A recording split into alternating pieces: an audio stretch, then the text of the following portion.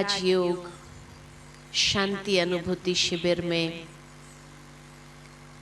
आप सबका स्वागत है। आज के इस सत्र में राजयोग का मूल आधार स्वयं की पहचान।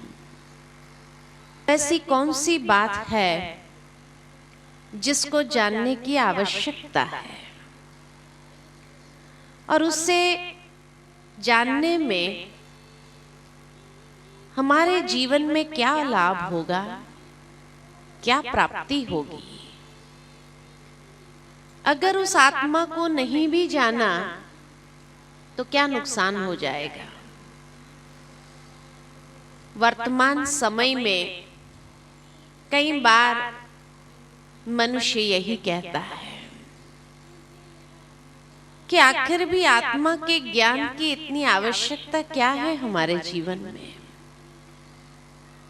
बहुत आवश्यकता है और नहीं जानने में नुकसान भी है।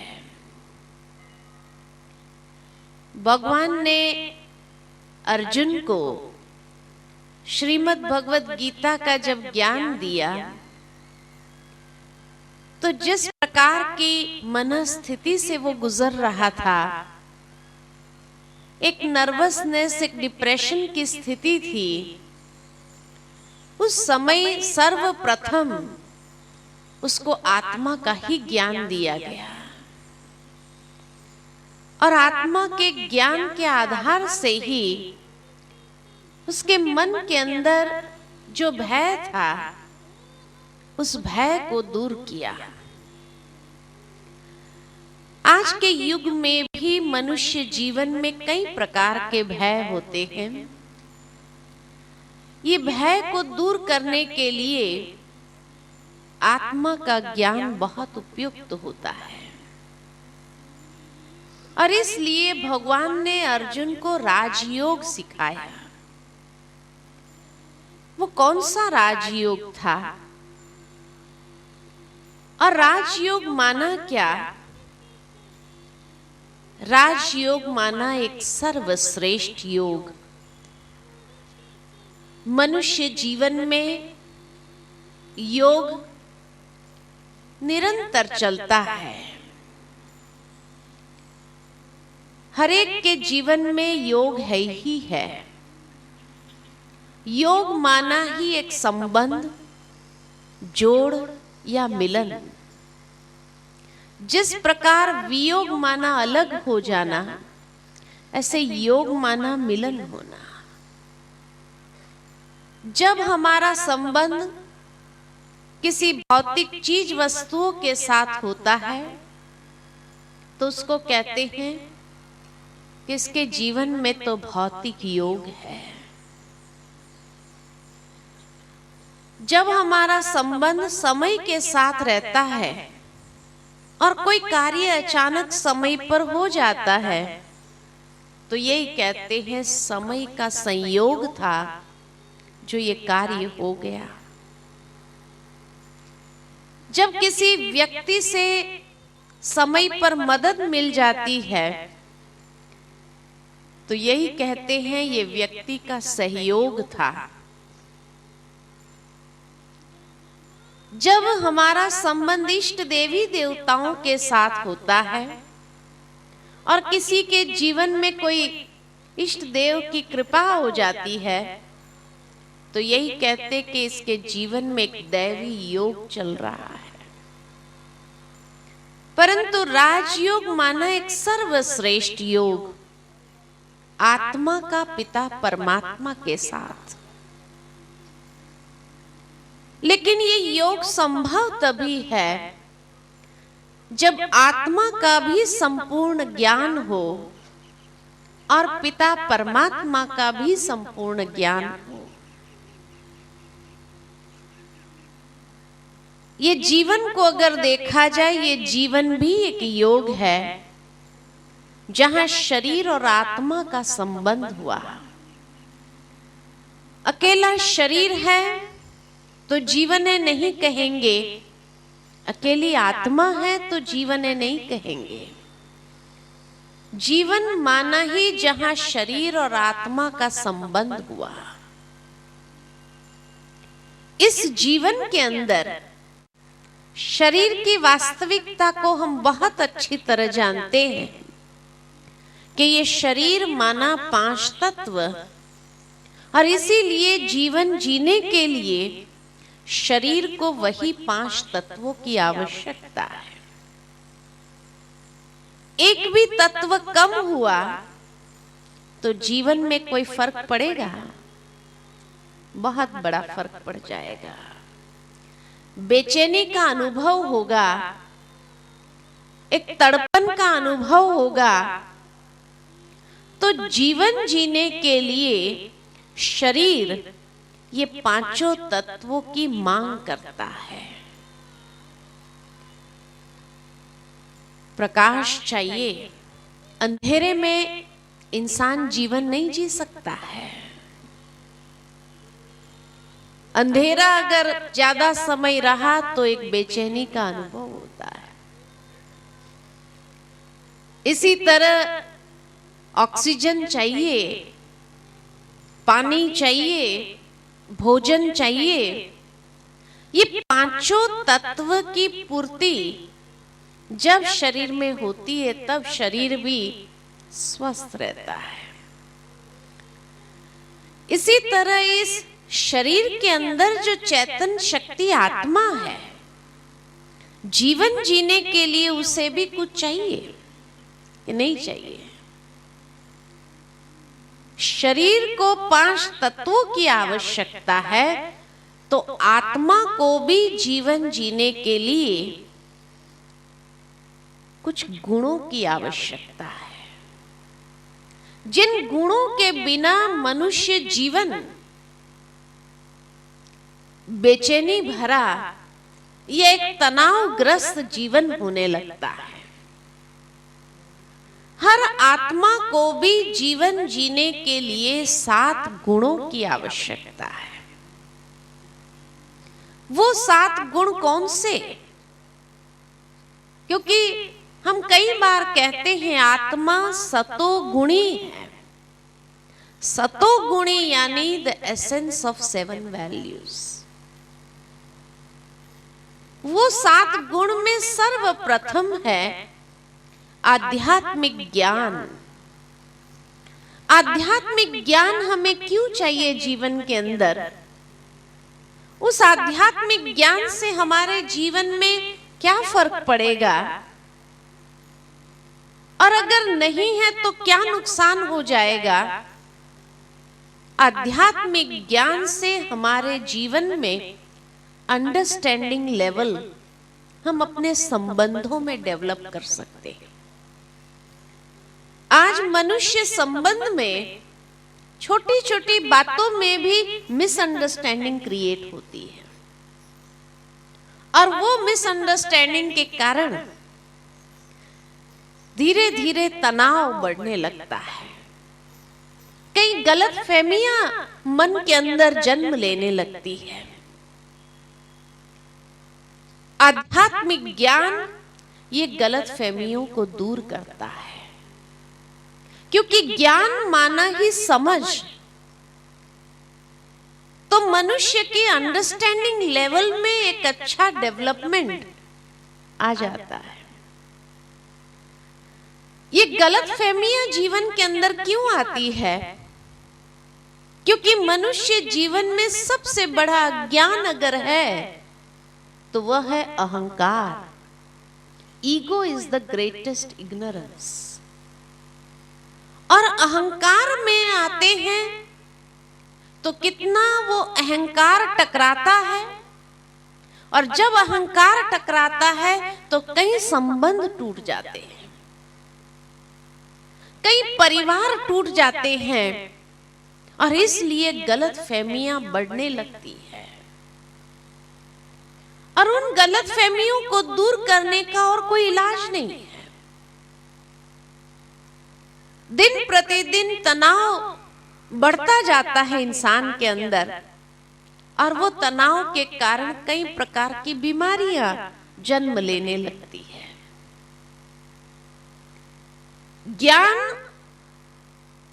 आध्यात्मिक ज्ञान मनुष्य जीवन के अंदर जो ईगो है उसको न्यूट्रलाइज करता है, और न्यूट्रलाइज करते हुए अंडरस्टैंडिंग लेवल को डेवलप करता है। यह सबसे बड़ी प्राप्ति है। इसलिए आध्यात्मिक ज्ञान आज के युग के अंदर बहुत आवश्यक है। दूसरा, उसके साथ साथ शुद्धि चाहिए। तभी तो मनुष्य भगवान के मंदिर में जाकर के यही भजन गाते हैं, मैली चादर ओढ़ कर आया रे द्वार तेरे, हे प्रभु तू साफ कर देना। रोज ये भजन गाएंगे, लेकिन क्या भगवान रोज वो मैलापन दूर करता रहे और हम फिर से मैले होते रहे? क्या ये कॉन्ट्रैक्ट दे दिया हमने भगवान को कि हम रोज मैले होते रहेंगे, तुम साफ कर देना? और इसलिए दिन प्रतिदिन जब स्वयं में भी महसूस होता है कि मेरे अंदर कुछ और बात है, तब कभी कभी व्यक्ति अपने आप से भी खुश नहीं रह सकता है। उसको मालूम है कि मेरे अंदर की भावनाएं कुछ और है। कहां कोई न कोई ऐसी स्वार्थ की भावना समाई हुई है। जहां अहंकार है, स्वार्थ है, अशुद्धि है भावनाओं में, विचारों में, व्यवहार में, उस संबंध में कभी भी प्रेम पनप नहीं सकता है। इसीलिए आज परिवारों में स्वार्थ अधिक है, प्रेम बहुत कम है। और इंसान चाहता है कि मुझे जीवन के अंदर सच्चा प्रेम प्राप्त हो। वो प्रेम ढूंढ रहा है। जब नहीं मिलता है तो भगवान के सामने जाकर कहता है, तू प्यार का सागर है, तेरी एक बूंद के प्यासे हम। हे प्रभु, प्रेम की बूंद की वर्षा करना। और जहां ये तीनों नहीं है, ज्ञान नहीं है, शुद्धि नहीं है, प्रेम नहीं है, वहां शांति कहां से हो सकती है? भले कितने भी कॉन्फ्रेंसेस लोग कर ले विश्व शांति पर, कि विश्व में शांति आ जाए, कितने भी नोबेल प्राइजेस लोगों को मिल जाए शांति के लिए, लेकिन ऐसे शांति नहीं आ सकती, क्योंकि शांति का आधार है आध्यात्मिक ज्ञान, शुद्धि और प्रेम। और जहां ये चारों चीज है,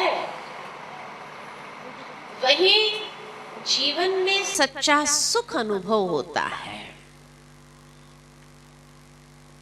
नहीं तो सुख की एक कल्पना रह जाती है कि हमारे जीवन में सुख हो। आज वो सुख को भी व्यक्ति यथार्थ रूप में समझ नहीं पाया है, और इसलिए बाह्य भौतिक साधनों में सुख को ढूंढ रहा है। लेकिन तभी महान आत्माओं ने यही कहा, सुख बाहर नहीं है, भीतर है। भीतर कहां है ये मालूम नहीं, भीतर कैसे जाना होता है ये मालूम नहीं, और इसलिए बाहर ढूंढते ढूंढते जब कहीं पर भी नहीं मिलता तो व्यक्ति के जीवन में फ्रस्ट्रेशन आने लगता है। और जहां ये पांचों बातें हैं, वहां जीवन की सर्वोच्च प्राप्ति आनंद है। इसलिए मनुष्य आनंद ढूंढ रहा है। कई महान आत्माओं ने अपने घर बार छोड़ दिए, कि मुझे आनंद की अनुभूति हो, परमानंद की अनुभूति हो, और उस लक्ष्य से कभी विचलित न होने के लिए अपने नाम के पीछे आनंद जोड़ दिया,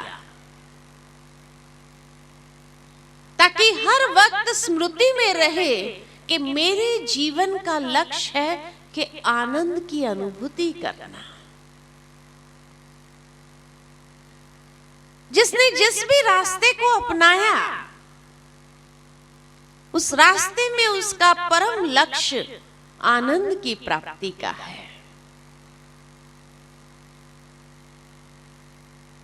और जहां ये 6 बातें हैं, वहां जीवन में आत्मशक्ति, विल पावर का अनुभव हो सकता है।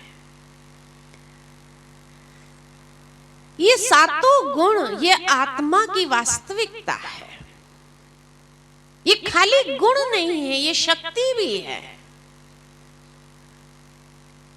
ज्ञान की शक्ति, पवित्रता की शक्ति, प्रेम की शक्ति, शांति की शक्ति, सब महान शक्तियां हैं। और इसलिए आत्मा को कहा जाता है, आत्मा एक चैतन्य शक्ति है। कि जब ये गुणों का स्वरूप है, तब वो एक चैतन्य शक्ति के रूप में प्रकट होती है और अनेकों के साथ ये गुणों को बांट सकती है, शेयर कर सकती है। लेकिन आज ये आत्मा अपनी वास्तविकता से बहुत दूर चली गई है। ये 7 गुण जीवन के अंदर नहीं है, इसलिए उसको बाहर ढूंढते फिरते, कहां से इसका अनुभव हो जाए, कहां से इसकी प्राप्ति हो जाए। दूसरे शब्द में कहे तो यही आत्मा की बैटरी है। लेकिन आज के युग में यह बैटरी डिस्चार्ज है, इसलिए व्यक्ति भीतर से खोखला होता जा रहा है। तब जीवन के अंदर बेचैनी बढ़ती जा रही है। जैसे शरीर को एक तत्व न मिला तो सफोकेट होता है व्यक्ति, इसी तरह आत्मा को ये 7 गुणों में से एक गुण भी कम हो जाए तो व्यक्ति के जीवन में भी फ्रस्ट्रेशन आता है, वो भीतर से सफोकेट हो रहा है। ये बैटरी को चार्ज कैसे किया जाए? ये बैटरी को चार्ज करने के लिए मनुष्य ने जीवन में कितने विभिन्न तरीके अपनाए। सबसे पहला तरीका अपनाया कि जीवन में अपेक्षाएं रखी कि ये व्यक्ति द्वारा मुझे सुख मिले, ये व्यक्ति द्वारा मुझे शांति मिले, ये व्यक्ति मेरे से प्यार से बात करे। व्यक्तियों से अपेक्षा रखी। और आज व्यक्तियों से प्राप्त नहीं हो सकता है। क्यों नहीं हो सकता?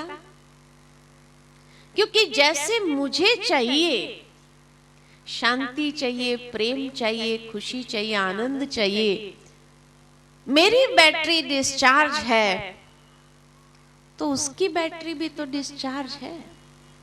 अब डिस्चार्ज बैटरी को चार्ज कैसे करेगी? इसलिए अपेक्षा रखने से भी प्राप्त नहीं होता है। लेडी डायना थी, प्रिंसेस थी, जीवन में हर प्रकार की भौतिक उपलब्धियां थी, but was she happy in her life? जीवन में खुश थी? कौन सी कमी थी उसको जिस कारण उसने उस राजाई को ठुकरा दिया? क्या चाहिए था उसको? प्रेम की कमी। सारी दुनिया उससे प्यार करती थी, फिर भी प्रेम की कमी क्यों? उसके मरने पर हमने देखा कितने पुष्प आए होंगे उसके लिए। मैं 1 साल के बाद लंदन गई थी, तो 1 साल के बाद भी देखा कि कितने पुष्प उसके गेट पर लगे हुए हैं। सारी दुनिया से लोगों ने अपनी श्रद्धा व्यक्त की। जब सारी दुनिया इतना प्यार करती थी उसको, फिर भी प्रेम की कमी क्योंकि अपनों से प्रेम प्राप्त नहीं हुआ। दुनिया ने उसको प्यार दिया क्योंकि उसने भी दुनिया को प्यार दिया। एड्स वालों के लिए उसने बहुत कार्य किया। तो जब उसने दुनिया को दिया तो दुनिया ने भी उसको दिया, लेकिन अपनों से अपेक्षा रखी कि ये व्यक्ति मुझे प्यार दे। अब वो प्यार दे नहीं सकता था वो, क्योंकि वो खुद ही खोखला था। वो किसी और से प्यार ढूंढ रहा था, किसी और से प्यार प्राप्त कर रहा था, तो वो उसको कैसे दे सकता था? इसीलिए जीवन में प्रेम की कमी के कारण कितना फ्रस्ट्रेशन लाइफ में आया। कहने में भी इंसान कह देता है मुझे और कुछ नहीं चाहिए, बस ये व्यक्ति मेरे से शांति से रहे, सुख से जिए और जीने दे, प्रेम से बात करे, बस इतना ही तो चाहते हैं हम, और क्या चाहते हैं?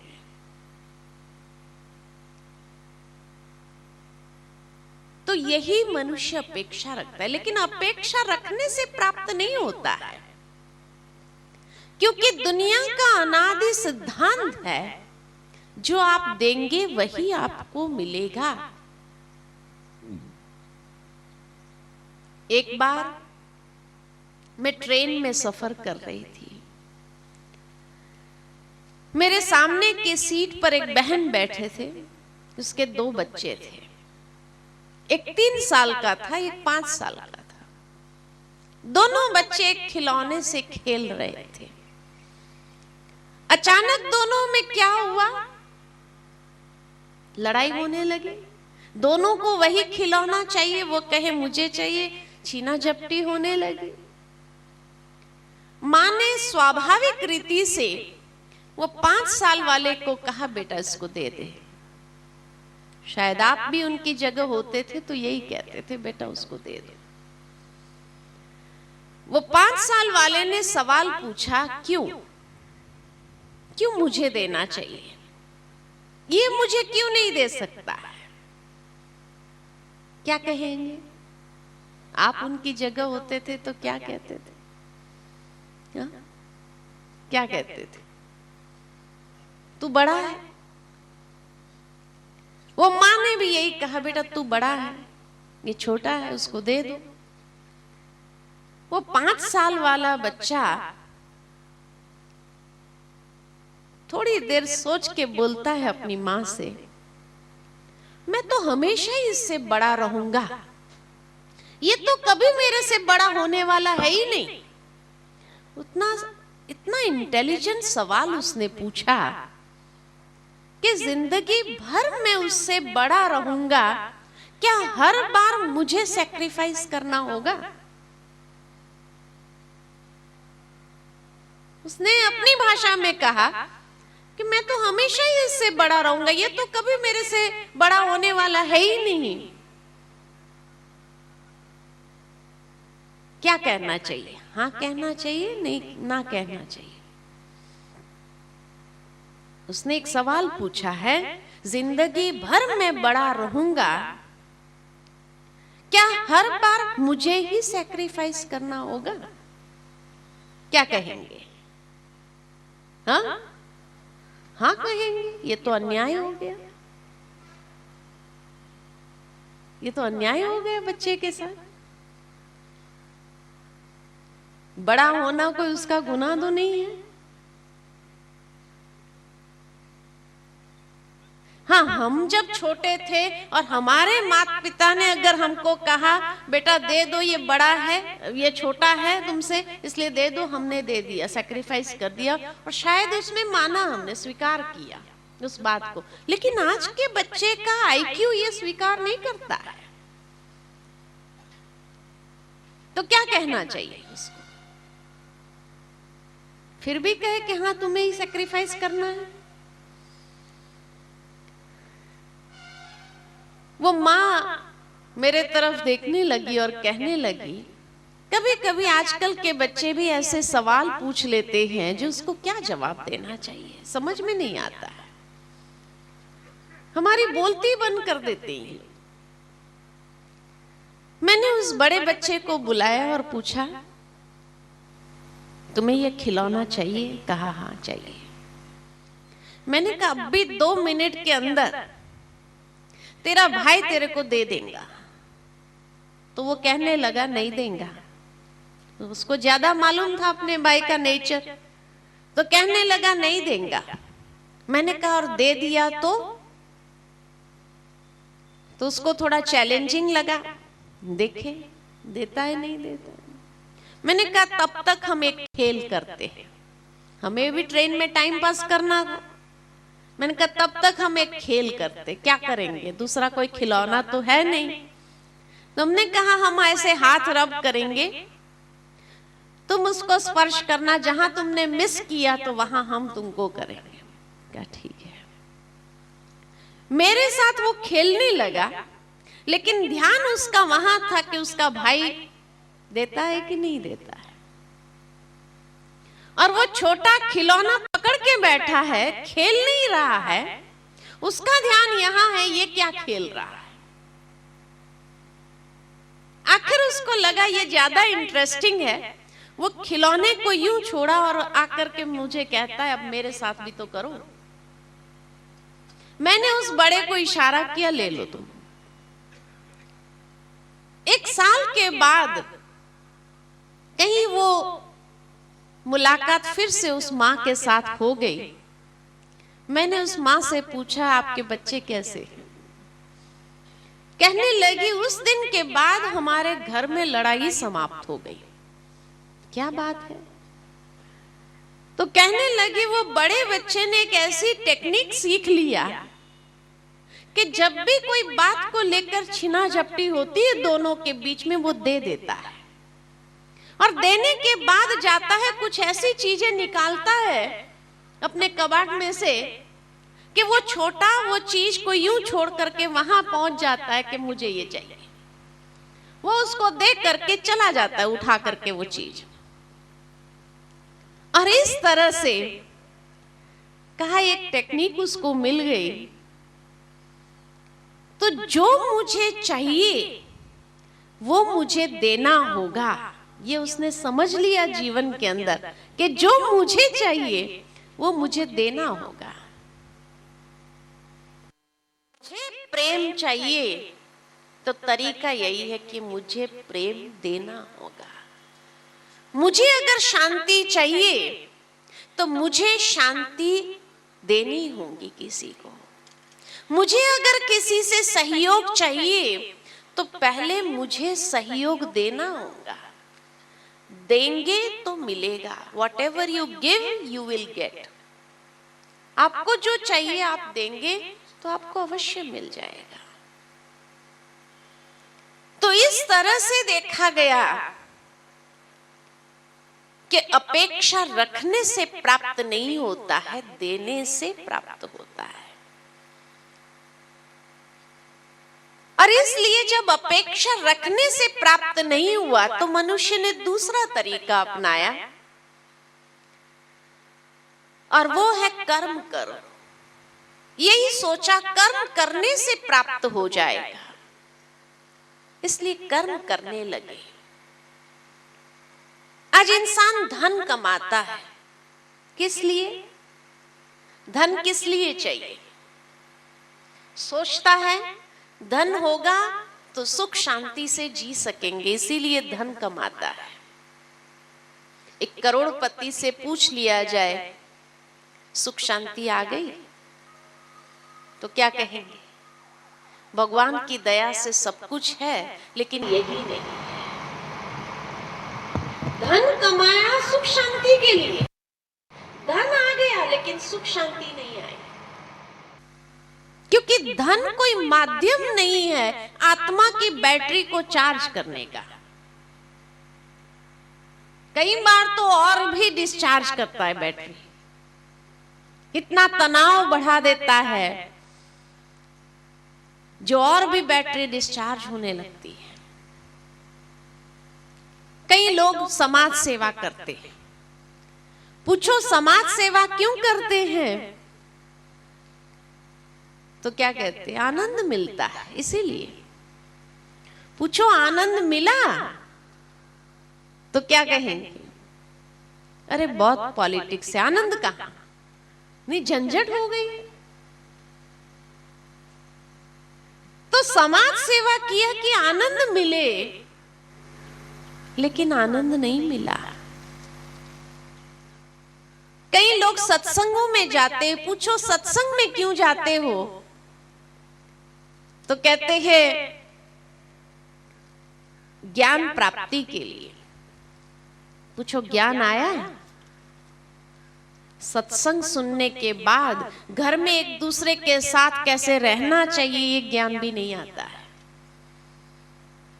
तभी तो कई बार बच्चे भी आजकल माँ बाप से पूछते हैं आप सत्संग क्या सुनने गए थे, यही सुन के आए क्या? आप मानेंगे नहीं। एक बार हमारा प्रोग्राम गांधीनगर में था। प्रोग्राम को कुछ देर थी, लोग आ रहे थे, इतने में एक फोन आया। सामने जो आवाज थी एक बच्चे की आवाज थी। पूछने लगा ये ओम शांति है? हमने कहा ओम शांति है। आज वहां कोई प्रोग्राम है दीदी? हमने कहा हाँ प्रोग्राम है यहाँ। तो कहने लगा वो बच्चा, दीदी मेरे मम्मी पापा वहां आए होंगे, आप उनको सिखाना कि घर में शांति से कैसे रहना चाहिए। ये तो हालत है आज की कि बच्चे फोन करके कहते हैं कि हमारे माँ बाप घर में शांति से नहीं रह सकते, इसलिए आप उन्हें सिखाना कि शांति से कैसे रहना चाहिए। एक छोटी बच्ची सारा दिन अकेली रहती थी, माँ बाप दोनों ही काम पर जाते थे। शाम को जब माँ डॉक्टर थी तो काम से जब लौटी तो उसने देखा घर में चीजें फैली हुई थी, तो वो बच्ची को एकदम डांटने लगी कि इतना घर गंदा करके रखती है तुम सारा दिन, और इतना डांट करके उसको ये करने लगी। अब वो बच्ची सारा दिन घर में अकेली है, उसको प्यार देने के बजाय उसको डांट पड़ रही है। वो बच्ची इतनी समझदार है, वो बच्ची उसकी माँ को कहती है शायद आज तुम बहुत थक कर के आई हो, इसीलिए तुमको गुस्सा आ रहा है, कोई बात नहीं। बच्ची माँ को ये कहे कि तुम शायद थक कर के आई हो इसलिए गुस्सा कर रही हो, कोई बात नहीं। एक 5 साल की बच्ची ने जब ये कहा, माँ को अपने ऊपर शर्म आने लगी कि सचमुच मुझे ये बच्ची के साथ ऐसा अन्याय तो नहीं करना चाहिए। ये हालत हो गई है। सत्संग सुनने के बाद भी ज्ञान नहीं आता है। कई लोग गंगा स्नान करने जाते हैं। पूछो गंगा स्नान क्यों करते हो? कहते आत्मशुद्धि के लिए। पूछो आत्मशुद्धि हो गई? अगर इतना सहज तरीका है आत्मशुद्धि का, फिर तो सारे क्रिमिनलों को ले जाकर के गंगा स्नान करा देना चाहिए। उनको जेल में बंद ही क्यों रखे? आत्मशुद्धि हो गई, छोड़ दो, इतना सहज तरीका है। ऐसे गंगा स्नान कर लेने से कोई आत्मशुद्धि नहीं हो जाती है।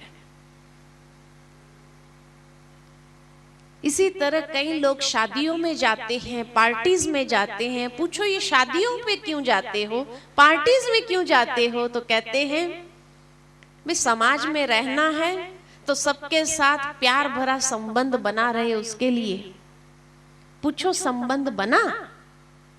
तो क्या कहते हैं, हर एक को खुश किया, दो नाराज हो गए, तो बना कहां, बिगड़ता ही जा रहा है।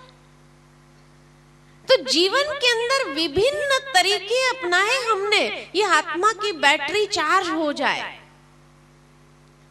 लेकिन दिन प्रतिदिन डिस्चार्ज ही होती रही, बैटरी चार्ज नहीं हुई। तब जीवन में तीसरा तरीका अपनाया, कौन सा? भगवान को याद करो। शायद भगवान को याद करने से शांति मिलेगी, इसलिए लोग भगवान के सामने जाकर यही हाथ जोड़ करके प्रार्थना करते हैं, हे प्रभु शांति दो, हे प्रभु सुख दो, हे प्रभु तू प्यार का सागर है, तेरी एक बूंद के प्यासे हम, हे प्रभु शक्ति दो, निर्बल को बल दो, शक्तिहीन को शक्ति दो। इस तरह रोज मांगते रहे। रोज मांगने से क्या प्राप्त हो जाएगा? कोई चीज थोड़ी है जो ऊपर वाले ने फेंक दी और हमने रिसीव कर ली। और इसलिए मांगने से भी प्राप्त नहीं हुआ। कहा जाता है बिन मांगे मोती मिले, मांगत मिले न भीख। भगवान से भी अगर रोज मांगते रहेंगे तो क्या रोज मिल जाएगा? नहीं। और तब व्यक्ति को जीवन में बहुत फ्रस्ट्रेशन आता है कि संबंधों से भी नहीं मिला, कर्म करने से नहीं मिला, भगवान से मांगने पर नहीं मिला, और इसलिए सोचते हैं कि अब क्या किया जाए। तो चौथा तरीका अपनाते हैं कि इससे तो मर जाना अच्छा है। इसलिए कई लोग सुसाइड करना चाहते हैं। पीछे से एक चिट्ठी लिख करके जाते हैं, जीवन में बहुत अशांति हो गई थी, टेंशन हो गया था, इसलिए हम अपने जीवन का अंत कर रहे हैं। एक बार एक ह्यूमन बॉम्ब डिफ्यूज हो गया, लोगों ने उसको पकड़ लिया और उसको पूछा तुम मरना क्यों चाहते थे, इतने लोगों को मारना क्यों चाहते थे? पता है उसने क्या कहा? बचपन से लेकर अब तक किसी ने मेरे साथ प्यार से बात तक नहीं किया, ये कोई लाइफ है? इसे तो मर जाना ही अच्छा है। तो इंसान को क्या चाहिए? जीवन के अंदर प्रेम चाहिए, शांति चाहिए, सुख चाहिए, आनंद चाहिए, खुशी चाहिए, यही तो चाहिए।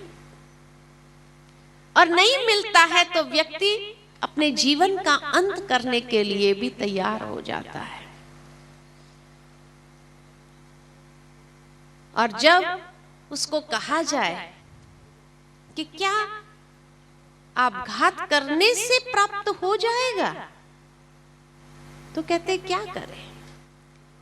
और तब इंसान ने पांचवा तरीका अपनाया, क्योंकि आपघात करने के बाद भी कोई आत्मा की बैटरी तो चार्ज नहीं होती, और ही डिस्चार्ज हो जाती है, और ही दुखी होना पड़ता है उस आत्मा को। तो क्या किया जाए? तो पांचवा तरीका अपनाते हैं कि दूसरों को मारो। आज दुनिया में इतना आतंकवाद क्यों बढ़ता जा रहा है?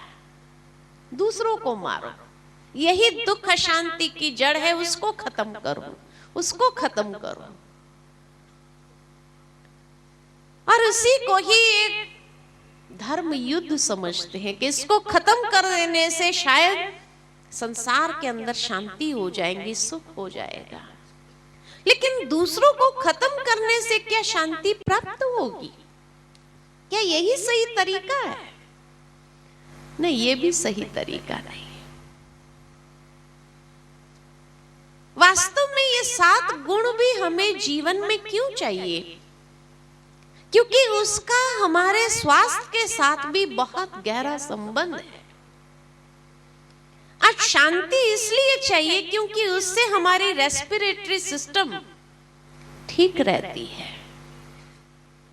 जो आज मनुष्य को प्राणायाम करना पड़ता है कि जिससे हमारी श्वासों की गति ठीक रहे। व्यक्ति जब शांति में रिलैक्स होकर के बैठा होता है तब उसकी श्वासों की गति नॉर्मल चलती है, और जब टेंशन में होता है तब इरेग्युलर हो जाती है। इसीलिए शांति चाहिए।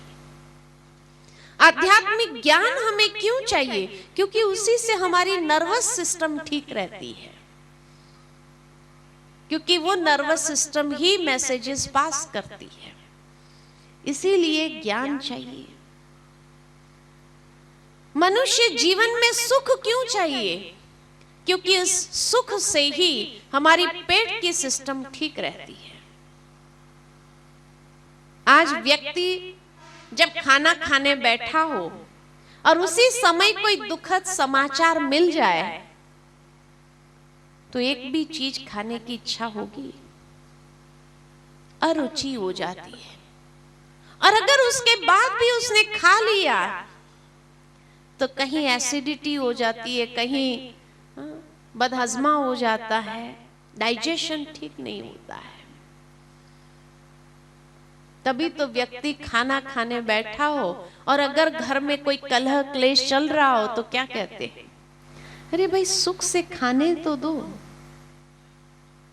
क्योंकि सुख से जब इंसान खाता है तब उसके शरीर में भी वो चीज उसको इफेक्ट करती है, नहीं तो नहीं करती है।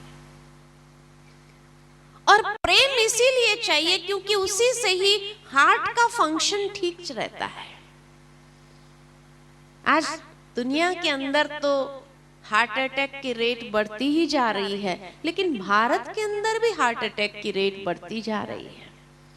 इतना हार्ट अटैक आ रहा है क्यों? क्योंकि जहां अपेक्षा नहीं वहीं से धोखा मिल रहा है। और इसलिए जब ऐसा धोखा प्राप्त होता है तब एक स्पाज्म हो जाता है और स्पाज्म के कारण वहां ब्लॉकेज आरंभ होता है। तब तो पेशेंट के लिए डॉक्टर्स भी उनके रिलेटिव्स को एडवाइस यही देते हैं, उसको कोई ऐसी वैसी बात नहीं सुनाना। जितना ये खुश रहेगा, उसको जितना प्यार मिलेगा उतना ये जल्दी ठीक हो जाएगा। और उसको कोई ऐसा समाचार नहीं सुनाना, प्यार से उसके साथ व्यवहार करना। तो प्रेम इसीलिए चाहिए क्योंकि उसी से ही हार्ट का फंक्शन ठीक रहता है। शुद्धि इसलिए चाहिए क्योंकि उसी से ही हमारी सभी कर्मेंद्रियां सही रहती है। आज यही कर्मेंद्रिय में आसक्ति आ गई है, इंप्यूरिटीज आ गई है। इसीलिए जीवन के अंदर, ये शरीर के अंदर सारी सिस्टम भी, कहीं देखने की आसक्ति है तो आंखें खराब हो रही है, कहीं सुनने की आसक्ति है तो कान खराब हो रहे हैं। तो ये पांचों इंद्रियों के अंदर शुद्धि के लिए जितना इसमें शुद्धि है उतनी ये सही फंक्शन करती है। और इसी तरह शक्ति का कनेक्शन हमारे मसल्स के साथ है। आज व्यक्ति रोज एक्सरसाइज करता हो लेकिन समय पर किसी ने उसका विल पावर तोड़ दिया तो उसके बाद छोटे से छोटी परिस्थिति को फेस करने की ताकत उसमें नहीं होती है। जब गुजरात में भूकंप आया था तो उस वक्त हम वहां बुझ गए थे। तो एक भाई ने हमको दिखाया, एक बिल्डिंग थी, बड़ी 5 मंजिल की बिल्डिंग थी, 2 मंजिल तो नीचे धंस गई थी। और जब भूकंप आया तो उसकी सीढ़ियां सबसे पहले टूट गई थी। अब जो 5वें मंजिल पर लोग थे वो नीचे कैसे आए? तो लोगों ने वो साड़ियों का रस्सा बना करके नीचे उतरना शुरू किया। 5वें मंजिल पर एक बूढ़ी माताजी रहती थी, 80 साल की, इतनी अशक्त थी कि किसी के सहारे से ही वो बैठ पाती थी, सहारे से ही वो चल पाती थी। अपने आप में नहीं कर पाती थी। और जब भूकंप आया, सीढ़ियां टूट गई, तो परिवार वालों ने कहा देखो माताजी अब सीढ़ियां टूट गई है। लोगों ने तो ये साड़ियों के रस्से के माध्यम से नीचे उतरना शुरू किया है, भूकंप के झटके अभी भी लग रहे हैं, अब आपको लेकर के उतरना ये तो बहुत कठिन बात है, आपको अपने आप उतरना पड़ेगा। तो कहने लगी मैं अपने आप तो कैसे उतरूंगी, कैसे चलेगा ना। लोगों ने कहा फिर बैठे रहो ऊपर। घर के मेंबर सारे नीचे उतरने लग गए, माताजी अकेले रह गए ऊपर। जब एक और झटका लगा भूकंप का, तो माताजी अपने अकेले आए और वो साड़ियों के रस्से के माध्यम से नीचे उतर गए। वो शक्ति कहां से आई उसके अंदर? एक जीने की जो इच्छा थी, उस कारण से इतनी अस्वस्थ होते हुए भी अपने आप नीचे उतर गए। मसल्स ने सहयोग देना शुरू किया। तो विल पावर की बात होती है कि जहां व्यक्ति का विल पावर होता है, वहां असंभव भी संभव हो जाता है। और इसी तरह आनंद का कनेक्शन हमारी हार्मोनल सिस्टम के साथ है। आज हार्मोन्स डिस्टर्ब होते हैं क्योंकि जीवन में आनंद नहीं है, खुशी नहीं है, इसीलिए हार्मोन्स डिस्टर्ब होते हैं। तो आनंद चाहिए। सबसे बड़ी विडंबना की बात तो ये है संसार के अंदर कि व्यक्ति घर में खुश नहीं रह सकता है, इसलिए आज के युग में उसको लाफिंग क्लब्स ज्वाइन करने पड़ रहे हैं, बगीचे में जाकर हंसना पड़ता है। घर में खुशी नहीं है, आनंद नहीं है, उत्साह नहीं है। बगीचे में जाकर के हंस करके जब वापस आता है और वही वातावरण, वही माहौल, तो क्या होता है? और जो व्यक्ति खुश रहने लगता है उसका स्वास्थ्य भी ठीक होने लगता है, ये भी पाया गया है। तो ये सातों गुणों का कनेक्शन हमारे स्वास्थ्य के साथ भी बहुत गहरा है, इसीलिए ये 7 गुण चाहिए। आज दिन प्रतिदिन बीमारियां बढ़ती जा रही है संसार के अंदर, और ज्यों-ज्यों दवाई की त्यों-त्यों रोग बढ़ता ही जा रहा है। कारण क्या? कारण यही है कि ये 7 गुणों से बैटरी डिस्चार्ज हो गई है। इसलिए आध्यात्मिकता ये 7 गुणों से बैटरी को चार्ज करने की विधि बताती है। यही राजयोग जीवन जीने की कला सिखाता है कि कैसे ये बैटरी चार्ज हो, कैसे करेंगे। तो जिस प्रकार शरीर को जो 5 तत्व चाहिए, उसके लिए शरीर के पास भी 5 इंद्रियां है जो उसकी पूर्ति करता है। ठीक इसी तरह आत्मा को जो ये 7 गुणों से बैटरी चार्ज करनी है, उसके लिए आत्मा के पास भी इनबिल्ट सिस्टम है। और वो सिस्टम कौन सी है? तो 3 सूक्ष्म शक्तियां हैं, जिसको कहा मन, बुद्धि और संस्कार। मन है आत्मा की सोचने की शक्ति का नाम। वो विचार सारे बुद्धि के पास आते हैं। बुद्धि है आत्मा की समझने की शक्ति का नाम। और जब उसको कर्म में आते हैं तो कर्म आत्मा के ऊपर अपना प्रभाव छोड़ देता है, जिसको कहते हैं संस्कार। मन जो नित्य सोचता रहता है, कितने असंख्य विचार मन के अंदर चलते, एक दिन में ही देखा जाए कितने असंख्य विचार आते हैं।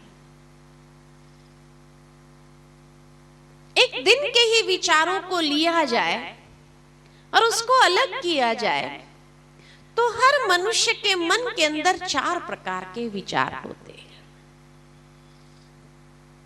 सबसे पहले प्रकार के विचार है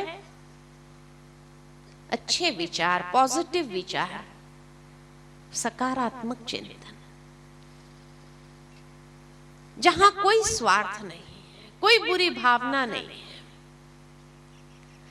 दूसरे प्रकार के विचार है नेगेटिव विचार, बुरे विचार, जो कोई ना कोई बुराइयों के साथ जुड़े हुए हैं, कोई ना कोई स्वार्थ युक्त विचार है, कोई ना कोई कमजोरी को लेकर के विचार चलते हैं, या हीनता की भावना के आधार पर विचार चलते हैं। वो सारे विचार है नेगेटिव विचार। तीसरे प्रकार के विचार है आवश्यक विचार। हाँ, जहां जाना है, इसको मिलना, ये कार्य करना है, कराना है, आवश्यक विचार। और चौथे प्रकार के विचार है व्यर्थ विचार, फालतू विचार। जब मन के पास कुछ सोचने लिए नहीं है तो बीती हुई बातों को सोचने लगता है, बीती हुई घटनाओं को याद करने लगता है। ऐसा करते थे तो अच्छा होता था, ये कहते थे तो अच्छा होता था, लेकिन अब तो हो गया ना, अब क्या करना है। वो अब नहीं सोचते हैं, लेकिन वही बीती हुई बातों को चबाते रहते हैं। It's a waste of time, waste of energy, इसीलिए उसको कहते हैं वेस्ट थॉट्स। तो ये चार प्रकार के विचार सारे दिन में आ जाते हैं। अच्छे विचार, सकारात्मक, पॉजिटिव, नेगेटिव विचार, आवश्यक विचार और व्यर्थ विचार।